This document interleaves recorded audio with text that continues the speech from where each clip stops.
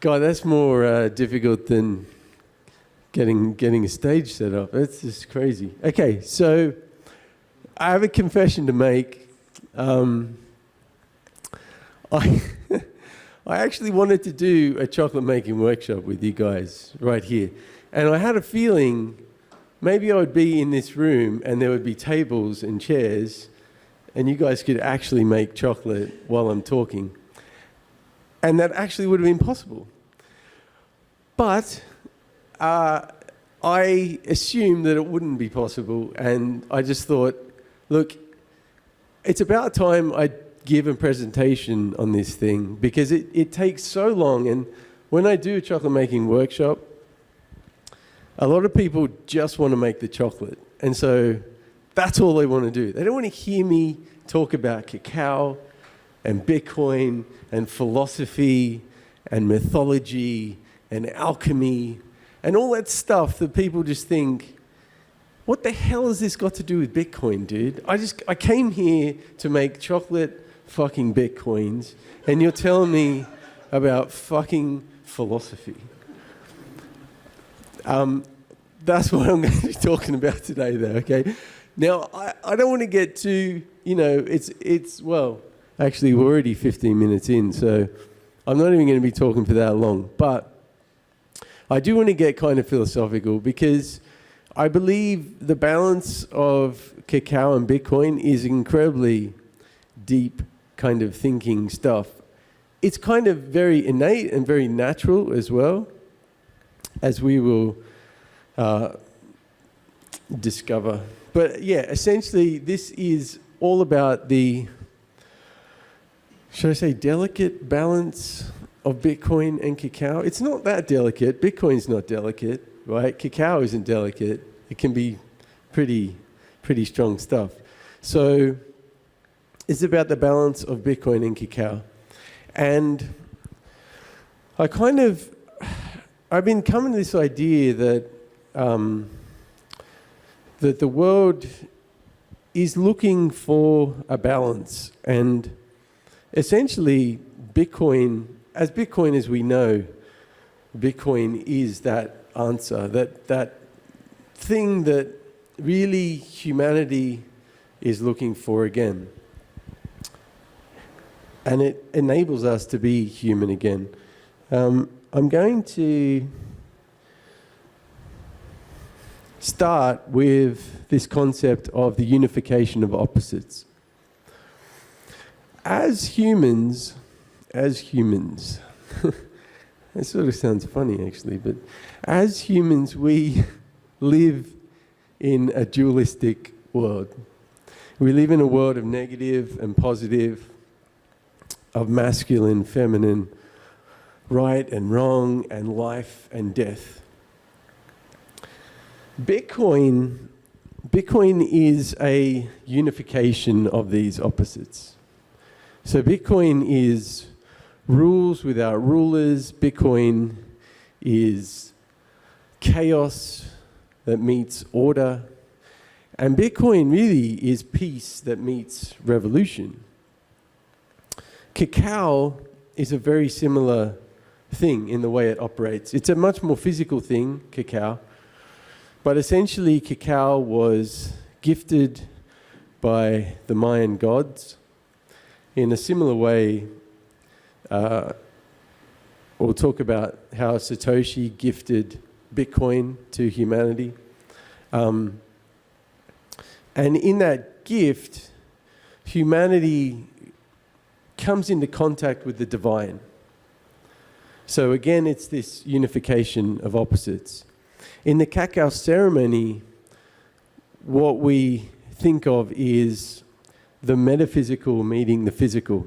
So you have an intention, you have a thought, you have a dream, you have an imagination of some kind.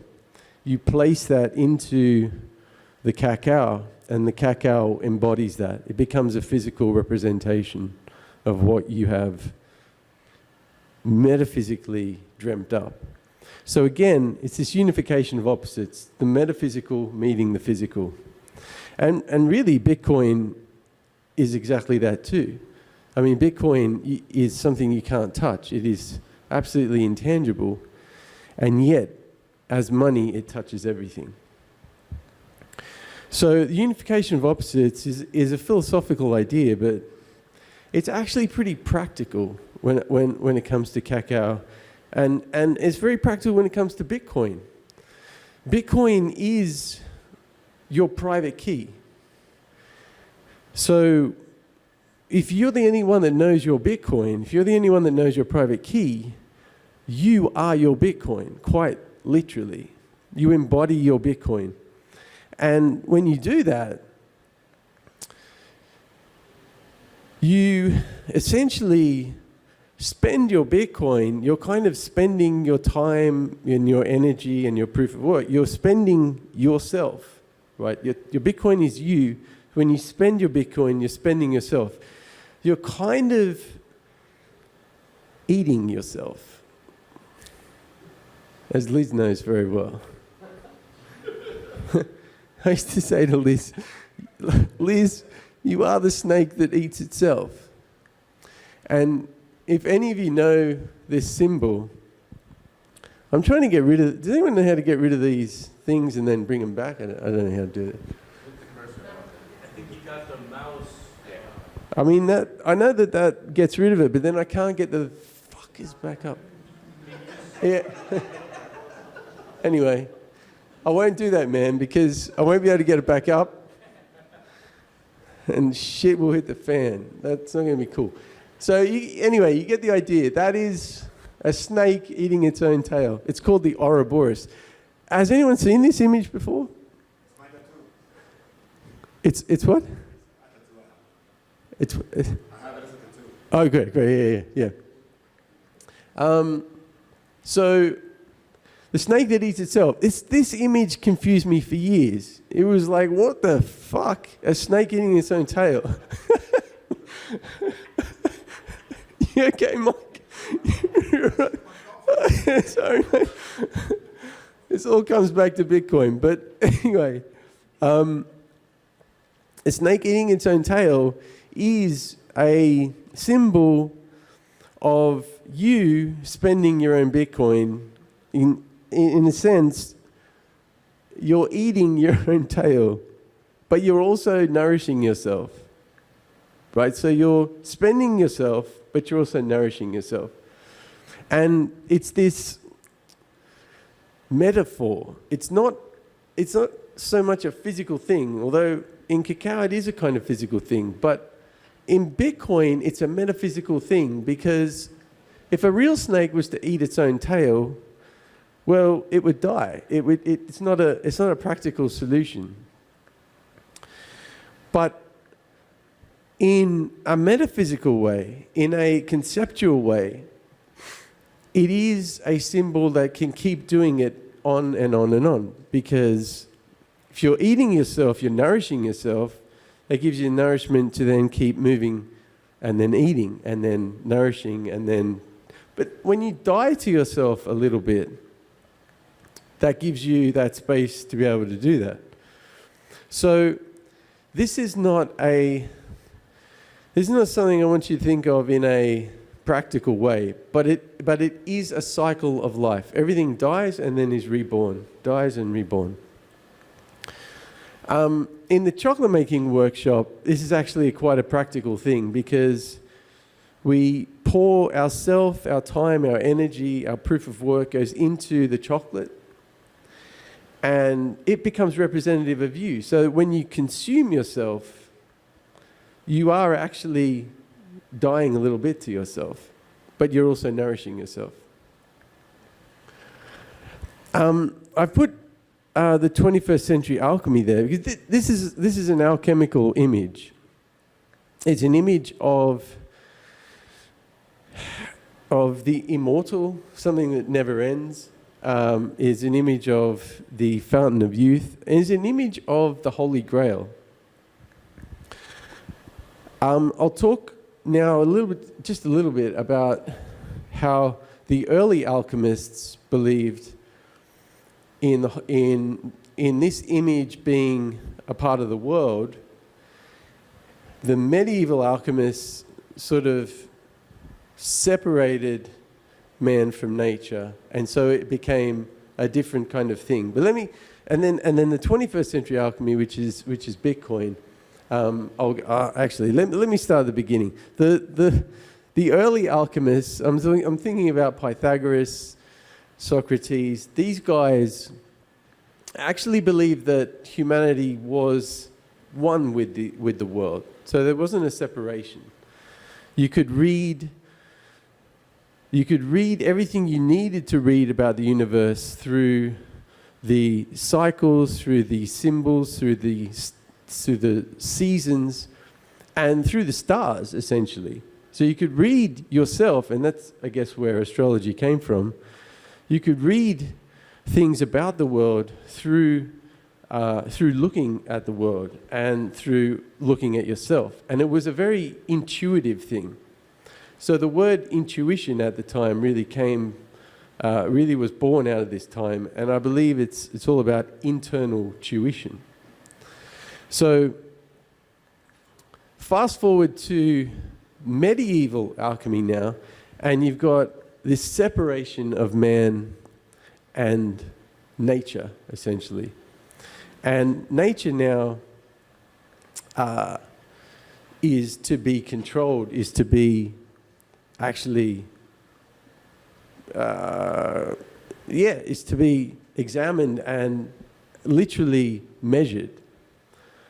And the medieval alchemical practice was to melt down the base metal, add the philosopher's stone, which was actually a physical thing. And that was then to create the Holy Grail. That was then to become the elixir. So you've got these two opposing things. You've got the intuitive, and then you've got the physical in terms of alchemy. And I believe, actually, that Bitcoin represents a combination of these two things. So again, it's a unification of opposites. The metaphysical meeting the physical.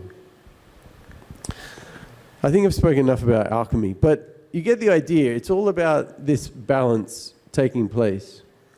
So how does this work when we think about cacao? And I'm going to talk about mythology now, because I guess you guys have heard of mythology, but when I say mythology, what I'm talking about essentially is a story. So the story of cacao is a very old story that the ancient Mayans truly believed. They truly believed that the ancient Mayan gods gifted humanity with cacao. The cacao tree, which is represented here, was bled upon by the ancient Mayan gods. And those gods literally gifted the ancient tree to humanity. Humanity was it's known or thought to have been created by the cacao tree. And this represented a treasure of unparalleled quantities, basically. It was seen as an incredible, essentially store of value, a currency. It literally became money for the ancient Mayans. And they believed it was a connection with the divine. So when you consumed cacao, you were connecting with the divine. You were literally connecting with the gods. You can kind of see here that this is an image of the god. So it's literally life meeting death. It's a very powerful thing for these people. They literally believe that they became godlike when they consumed this stuff. So much so, actually, that one of the ancient Mayan, he was an Aztec. you might have heard of Montezuma. He actually used to consume 60 cups of cacao per day. So he was this incredible warrior. And because of the satiating, because of the sustaining ability of cacao, it literally people would go to war on cacao. It enabled them to live through battle literally just on cacao. It was so powerful. So it was gifted by the gods, and in that gift, it essentially, I like to say, it enabled humans to bypass the extraction process needed to acquire the pristine asset. So the pristine asset was so valuable that, considering it was a treasure, people didn't need to go to war for it. People didn't need to kill animals for it. People didn't need to extract it from the earth. And in that sense, the ancient minds literally believed it was a harmonizing thing. So it literally balanced humans and nature. And this is that balancing side of things that I think Bitcoin does in exactly the same way. Bitcoin enters the world in a seamless way. I like to think of Bitcoin also being gifted by the god of Satoshi. And it was an unconditional gift. Satoshi didn't expect anything in return. And in that gift, it also balances humans and nature.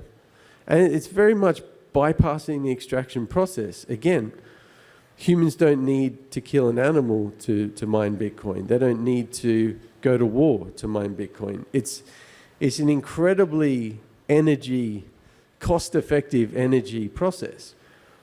So the balancing of Bitcoin and cacao is incredibly profound. It happens in a macro sense, in a physical, macro geological way. It happens in an individual physical way. And it also happens in an individual's metaphysical experience. I like to think of it literally as a metaphysical transformation. We'll get into that just a little bit. I actually don't know how much longer I've got, but that's okay. I'll just keep going until someone. Oh yeah, great. Nice, thank you, man. Fucking hell. This is crazy. Okay. So I could talk a little bit about the sacrifice, but you know what? You guys want to hear about the balancing side on a physical way, okay? Because we're fucking Bitcoiners, we do things in a fucking physical way, right? We have our head. No, let me put this right. We have our feet on the ground, but we have our heads in the clouds. I mean, that's my take on Bitcoiners. Some people might say, fuck, this guy's so fucking woo-woo. I mean, it's true. I'm as woo-woo as it gets.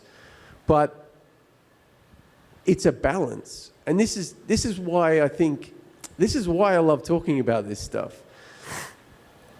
Because as much as Bitcoin is a tool, as much as Bitcoin is a practical thing in the world, helping people realize their life, essentially, Bitcoin is a metaphysical transformation.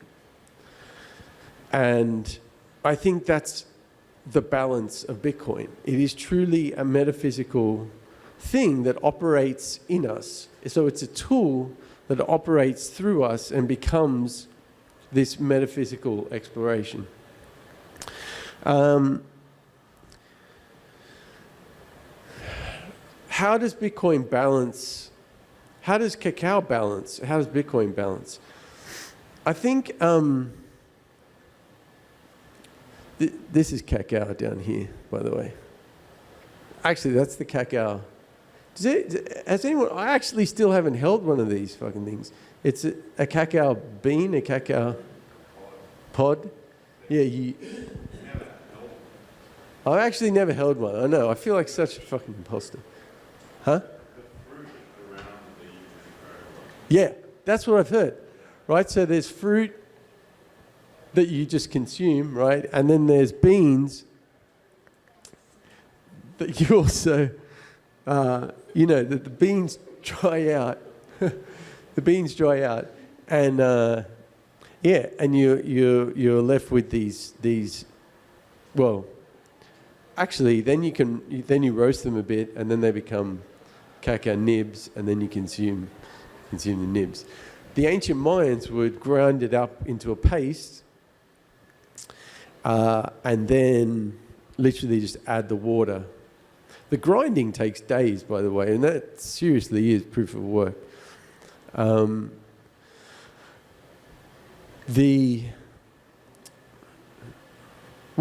Actually, maybe I'll leave it to you guys. Do you want to hear about? Well, actually, you know what? It's my presentation. Fucking, I'll do it at the moment. I do need to talk a little bit about the chemical side of things, but I don't want to forget about the metaphysical stuff, because I think it's a balance, right? It's a balance. So let me talk about the chemical stuff first. Bitcoin, cacao. I'll talk about the cacao is more physical than the Bitcoin at first glance, right? So essentially, when we're thinking of cacao, we want to look at these properties. There's the properties of the antioxidants. And again, this unconditional giving comes up when I talk about antioxidants, right? Antioxidants basically unconditionally give electrons to the, I'm going to forget this now, the free radicals. So you got free radicals running around your body, and they're trying to protect you, but in doing that, they can steal electrons from already balanced compounds. When the antioxidant comes along, they unconditionally give free electrons to the free radicals, thereby balancing the free radicals out. And again, you get this homeostasis. Everything actually, I think, is looking for a sense of balance in the world. And, we find it in green tea, in red wine, and in cacao. So, incredibly important stuff for your health. And actually, I think the ancient, they were just healthier in general. But when you get an abundance of antioxidants, that's when you start to build this stuff up called nitric oxide. And the nitric oxide is literally what's known as a vasodilator, which expands the blood vessels. This is where the heart opening stuff comes in physically, right? It also happens in an emotional or metaphysical way. But physically, your blood vessels start to open up when you consume cacao. You got to have the right cacao, obviously. Like if you go munching on a Hershey bar, it's not going to quite be the same. But when you get that expansion of the blood vessels, that's when you start to literally increase the blood flow. The increase of blood flow regulates your blood pressure. They've actually done testing on this stuff, and it's actually even more effective than aspirin at regulating your blood pressure, which is pretty insane. So you're literally getting a balancing through the antioxidants, then you're getting this heart opening effect, literally from the nitric oxide. And then you've got these stuff called neurotransmitters that get affected. You've got serotonin, dopamine, endorphins, and oxytocin. They all get stimulated and activated. Your serotonin gets activated by this stuff called tryptophan. Tryptophan is an amino acid which increases the production of serotonin. Serotonin is your mood sensing hormone, right? So your mood just increases straight away. Then you've got this stuff called phenylethylamine, which increases the production of your dopamine. You know, dopamine is your reward sensing hormone. Same thing happens with endorphins, but endorphins are about pain. So your pain threshold gets higher. And then you've got this stuff called oxytocin, and that's the sort of the big one that people love to talk about. It's the love hormone. And people literally actually oxytocin isn't increased at that point. It just gets activated and stimulated when you come into a group situation or essentially a romantic situation. Your oxytocin is released. So chemically, this stuff operates in a very physical way. It produces, so from a chemical reaction, you're getting a physical effect. After you get a physical effect, you're then getting this, through the oxytocin, and this other stuff called anandamide as well, which is literally known as a bliss molecule, which literally attaches to the cannabinoid receptor and operates exactly like smoking dope. So you're literally getting this bliss feeling over you as well. All this stuff, I think, is in combination, which is why we get to this this concept of aphrodisiac, right? Because I think it's actually all these things operating at the same time. So that's the physical side of things. You've got the macros, like the fat composition, amazing balance of omega-3 and omega-6. You've got one of the highest amounts of magnesium in cacao, which literally is incredible for your cell function. You've got potassium, you've got phosphorus, iron, copper, manganese, selenium, zinc, everything you can imagine. It's complete food. It's literally a superfood, this stuff. So you got all that stuff, right? That literally is what enables this physical heart opening. But I want to get to this concept of the balance of the individual, okay? And this is where I think Bitcoin and cacao have similarity. When we come to Bitcoin, I like to think of this concept of the selfish hodl. We all come to Bitcoin, at least I would say 99% of us probably, have come to Bitcoin with some kind of concept of number go up. It's about the hodl, right? It's about that concept, well, if I hold on to this thing, it's going to give me more money. So you know what? I'm going to wait. I'm going to hodl. It starts out from essentially, I would say, a selfish, sort of greedy perspective. But what that does is, in a sly roundabout way, it gets you thinking, well, you know what? This waiting thing is kind of it's kind of good. It's kind of good for me. It leads to what we know as low time preference. That low time preference then becomes this kind of delayed gratification.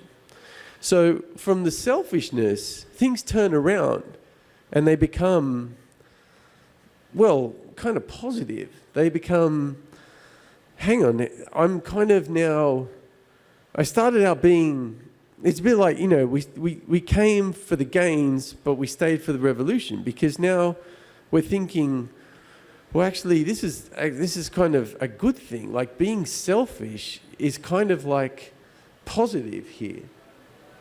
And I don't know if many of you have heard of Ayn Rand, but she's very much into this concept of selfishness leading to self-love. And that self-love really is the basis for altruistic love, for having abundance of love. And that's really my point here, is that, again, in this sly roundabout way, Bitcoin it starts out from a point of, well, I'm just going to be something I kind of shouldn't be. But when I do that, I kind of start to think, well, actually now I'm being really kind of good, and I'm kind of accepting myself. I'm kind of saying to myself, well, actually, this is good. This is good for me. And that time, I think time is really important here, because when you start to give yourself the time in that concept of, low time preference, that's when you're able to say, well, what is actually better for me? What am I actually doing here? What do I really want with my life? Who am I? And this is that concept of mythology when I say the story is the individual. You are your mythology. Like, everything we do is our story, is the mythology. So sometimes people sort of say, what the fuck has mythology got to do with Bitcoin? Well, Bitcoin enables you to think about yourself in a really profound way and say, what am I doing here? How do I want to spend my time? And who do I want to be? And that is your mythology. That is your story. So from the selfish hodl, we go to Bitcoin and the mirror. You start to look at yourself. Now, a lot of people can't look at themselves for very long, and that's totally fine. But those who can seriously look at themselves, they discover a lot of things. And they start to go down all these rabbit holes. Well, what is my health all about? What is my education all about? What is the government all about? All of these things start to pop up. And really, that's when the whole concept of value starts to transform. And I believe now we're verging on what becomes a metaphysical transformation. Now, you can go through a dark night of the soul here. You can start to question, holy shit, what the fuck am I doing with myself? Right? And this happens in cacao ceremonies, because cacao has the same thing. It starts to ask you, what is your intent? What is your purpose? Or I shouldn't really say purpose, but what really is driving you now? So that, and Jung calls this the individuation process, by the way. That sort of development is what we all need to go through. And it can be dark for some people, because some people want to, snort coke and screw hookers and all that kind of stuff. Well, Bitcoin allows you to do that. And that's totally, I think, something that people need to go through, right? There's no wrongs in Bitcoin in that way. And I think this is the concept of the accepting of the self, and it's something that's been repressed for so long in Western society. And this all stems back from the Judeo-Christian idea that don't be a bad person, don't be a selfish person, don't be a greedy person. And when you get rid of all that stuff, when you shove it under the carpet again and again and again, well, a fucking monster grows under there. And that's when shit gets real. That's when it's really fucking scary. So Bitcoin is balancing that. Bitcoin is allowing us to be healthy when we're greedy, to be healthily selfish. Like selfishness, again, I come back to Ayn Rand. It's that basis of, I believe, what it is to be truly human. Bitcoin is free speech. Free speech is freedom of expression. Freedom of expression is the identification of the self. The identification of the self is the acceptance of the self. And when you truly accept yourself, you truly have unconditional love for yourself. And that love is abundant. That's the true love in this world. It's love for the self that is truly abundant. Because when it's abundant for yourself, then you have it altruistically for everyone around you. That's when you can truly give yourself to other people. And I think that is the balance within you becomes a metaphysical understanding of what value really is, and and then you start to go, you start to get deeper and deeper into what is existence and all that kind of stuff. It's fucking crazy. But ultimately that balance is struck within you, and that truly is what Bitcoin, I believe, is here for, is to give us a sense of humanity again by allowing us to be human, by allowing us to truly love ourselves. And it's a difficult thing from where we've come from. So Bitcoin and cacao are the balance the world is needing. I think I've got just a few more minutes. Thank you, everyone. I really appreciate your time and attention. Does anyone have any questions? I think I'm going to... Oh, actually, I should just mention, just before we go to questions, I've been doing these chocolate making workshops. They're Bitcoin chocolate making workshops. I was going to do one here with you guys. Like, I don't get me wrong. Like, this would have actually been really good. I mean, I don't have a fridge right here, but there's hot water out there. Would have been great. Yeah. Next time. We'll do it next time, right? We'll do it next time. It's a lot of fun, right? It's a lot of fun.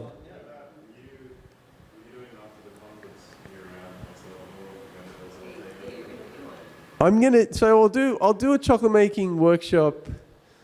I checked out my hotel room. I don't actually have a fridge in my hotel room. I usually do them in my hotel room. Liz has got one. Okay, let's do one at Liz's Liz's hotel room.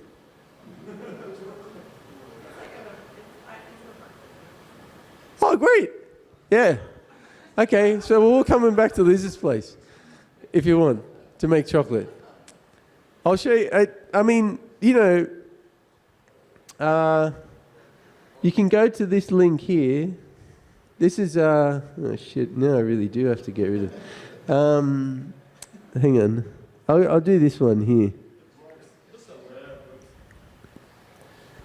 That's the link to the website, and that's the link if that website doesn't work.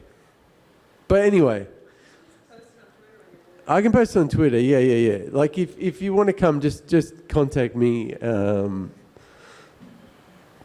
or in the speakers thing or the events thing.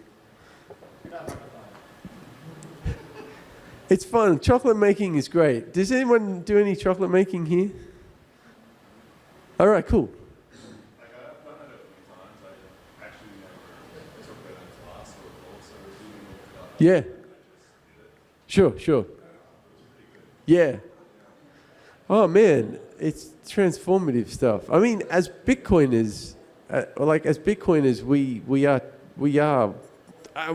21st century alchemists, and the chocolate making process is literally, I believe it's sort of like a fountain of youth kind of thing. It's really fucking cool.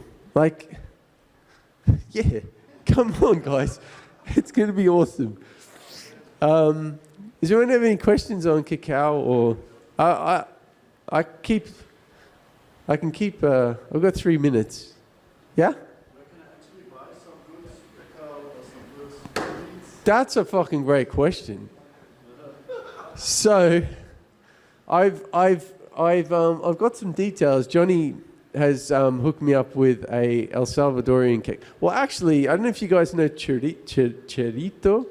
He sells coffee directly for Bitcoin Like he sells directly from the farmers to you for Bitcoin. And we're going to set up something where you can buy cacao powder, maybe even cacao paste, cacao nibs, the whole thing from his farm for Bitcoin. That's the plan. So I bought some 100% cacao bar in Nicaragua Okay. a couple weeks ago, and I took a bite, and it was kind of nasty. Am I doing it wrong? 100% cacao. Look, man, I don't know what the ingredients are in these things. Like, you know, there's this whole list of cadmium and what's the other one? Some other shit. Is that like, was I supposed to eat it? Well, 100% or supposed to be mixed with stuff? okay, so the difference between, I don't know what it said, but if it said cacao or if it said cocoa. So if it said cacao, then that's great because you would have had the cacao butter with the cacao powder, like it's all mixed in there. It probably would have tasted pretty crazy, man, because we don't eat regular cacao when we buy a Hershey's bar. That's not cacao. That's literally sugar and milk. Like, no, dude. I mean, they make it brown by adding a little bit of cocoa powder. But that's not. Yeah, I mean, ceremonial cacao, for example, is like it's got all the gear because it hasn't been roasted for days, and it hasn't got sugar. Sugar, by the way, I really want to say this. Sugar is fiat. There you go, I fucking said it. Sugar is fiat, right? Like what sugar does to the body is what fiat does to our fucking society.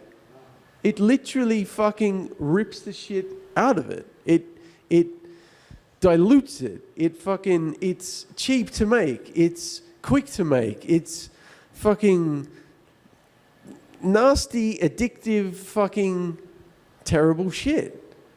And it fucks your body. And, you know, from heart disease to diabetes to stroke to you can fucking name it. It's all from inflammation. It's all from a fucking breaking down of the cell. And what does sugar do? It literally attacks the cells, right? It starves the cells. The cells can no longer function properly. They're fucking screaming out, telling the pancreas, look, dude, there's too much insulin here. The insulin just keeps coming because there's no way of getting to the pancreas to tell the pancreas to stop. And so you're flooding the system with insulin, which ends up being this fucking adipose tissue bullshit. And you're fucking dying slowly. You're starving slowly. So, yeah, don't do sugar at all. I mean, don't really do too many carbs either. But anyway, like there's loads of shit to... How are we doing, guys? You ready to roll? Yeah. I'm not keeping track of the time. I'm just listening. Look, I got it here, man. I'm so out there, man. All right, people. Thank you so much. If you want any details, thank you. Come and see me after. Thank you, people. That's cool. Hi, guys.